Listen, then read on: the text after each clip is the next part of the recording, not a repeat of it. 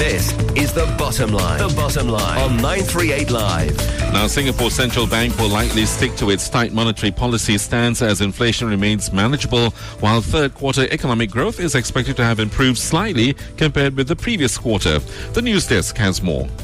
Economists are expecting the Monetary Authority of Singapore, or MAS, to maintain its stance of a modest and gradual appreciation of the Singapore dollar. That's according to a recent survey of 18 financial institutions by Reuters Newswire. Senior economist at DBS, Irvin Seah, explains why the central bank will keep its stance. I think the reason is because although we are seeing some sluggish growth momentum thus far, we are not seeing any significant downside risk to growth. Definitely no recession risk at all. On the other hand, headline inflation actually has came off recently. Although the core inflation numbers has actually picked up a little bit, inflationary pressure is still manageable. So the risk on inflation and growth remains well balanced. So there is definitely no compelling reason for the MAS to adjust their current monetary policy stance.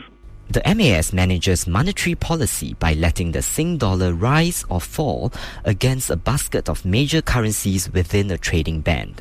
UOB's senior economist Alvin Liu sees a 1 in 3 chance that the midpoint of the trading band could be lowered. Looking at the policy itself, even though it remains unchanged, I think if we have a bias for policy, it will likely towards the neutral or slightly weaker side. Because I think the growth has been on the downside bias, especially with the background of a stronger US dollar broadly against most of the currencies, right? We think that there's a 1 in 3 chance, right, that there might be a one-off recentering for the central bank itself. Actually, the reason is to accommodate higher US dollar Sing movements given the strengthening of the broad US dollar itself.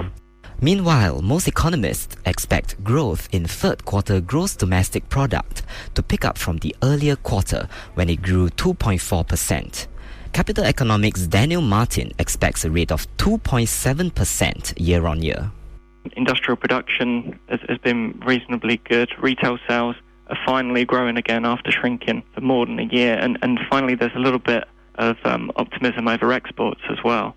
I think with the developed world finally recovering, this is going to be very good for Singapore's economy, which is very trade-oriented. So growth picking up a little bit in the third quarter and then accelerating further over the next year or two. The central bank's decision on monetary policy and the advance estimate for the third quarter GDP will be released at 8 a.m. this coming Tuesday. I'm Travis Teo for The Bottom Line on 938 Live. The Bottom Line is brought to you by Turkish Airlines, Europe's best airline.